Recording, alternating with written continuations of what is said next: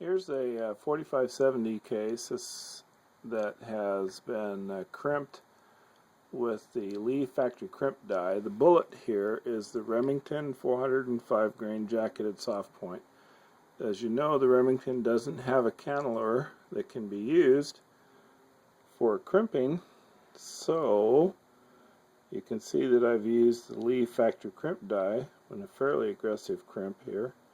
It does deform the bullet a little bit. Anyways, I put a crimp where no crimp existed. Now, the purpose of this is just to talk about bullet setback for a moment. So this, let's see what the overall length is on this for a moment.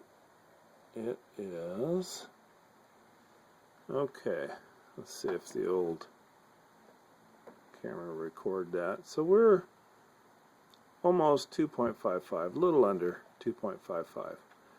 Now, what I'm going to do is I'm going to whack this sucker right on its nose, and I typically do a drop test. And you can't see it in the camera because I'm not going to bother to move the camera to find this, but I'm basically going to drop this thing dead on its nose from a couple feet up, just like that. Now, the purpose of that, other than to waste some time, was to hammer this thing hard enough to sort of simulate what happens when it's fired in when it's in the magazine tube of a lever gun that's shooting some fairly hot ammo. Alrighty, so I just dropped that guy from a couple feet up, and looks to me like I lost a couple thousandths of an inch, about 2 thousandths or so.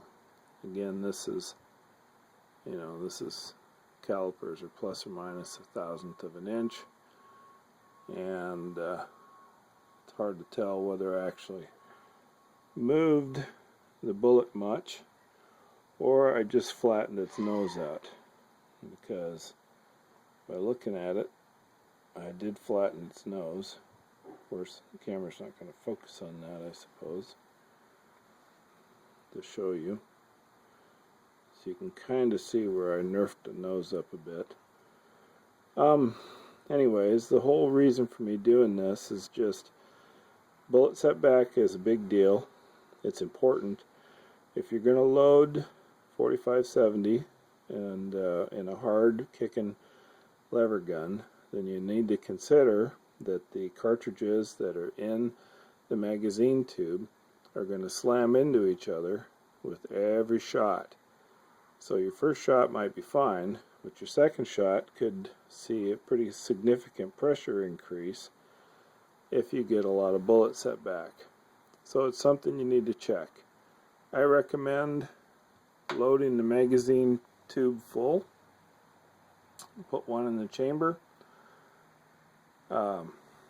So in a Marlin Guide Gun, that's 4 in the tube, 1 in the chamber for a total of 5 rounds. Fire one, pull the next one out. Don't fire it. Pull it out and measure it and see how much it moved. Then fire that guy and then measure the others. It's just it's something you just need to do once to convince yourself that your loading procedure is working for you. I know when I first started loading the 4570, I didn't realize just how much bullet movement you could get with the recoil from loads pushing a 400-ish grain bullet at the 1800 foot 1800 foot per second velocity range, and the recoil is significant. Obviously, it's a lightweight gun. The guide gun's pretty light, and so it beats on you, but it also beats on the ammo, and you can see potentially dangerous overpressure conditions if you keep hammering that ammo away. So I hope this was helpful. I don't think there's any rocket science in this, what I've shown. I know some guys do thumb tests where you push down on it like this, but honestly I don't think, unless you're a gorilla, I don't think you could push that thing.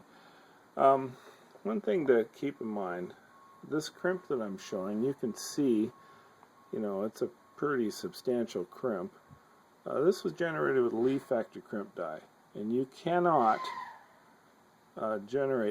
create this kind of crimp with a standard roll crimp die.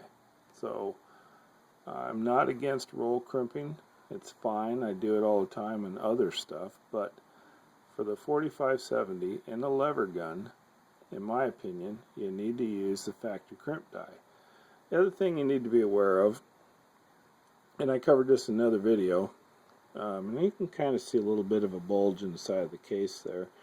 You need to pay attention to the neck tension, because actually neck tension is more important in holding that bullet than the crimp is.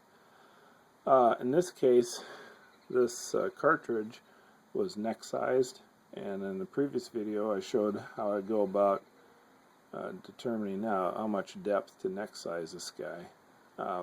But the real key is something like a drop test to determine whether or not your reloading process is going to hold that bullet in place. Does all this affect the accuracy much? Not that I can tell.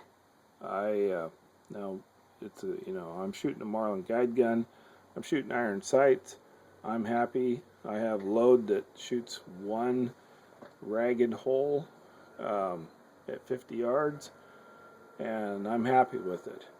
Would I see something different if I was shooting at some real distance? Maybe, but that's not really what this gun's designed for. So what I'm achieving with this load is good enough, and I just want to make sure this thing is safe for this application. Hope this helped, folks. Bye.